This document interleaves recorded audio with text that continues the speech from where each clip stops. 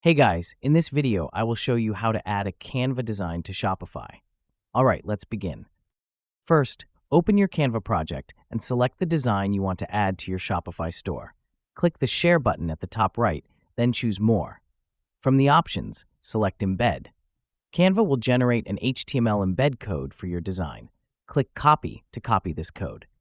Now go to your Shopify admin panel. From the left-hand menu, click Online Store.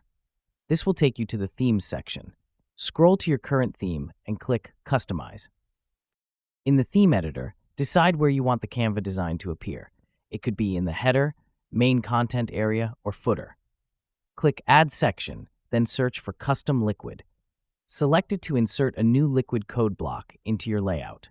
Once the Custom Liquid section is added, click inside the text area and paste the HTML code you copied from Canva.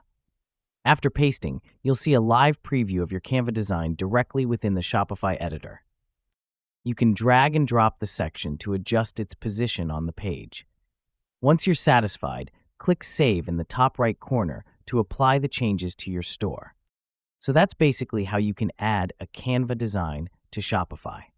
And that's it for this video. If you find this helpful, consider subscribing and giving this a big thumbs up.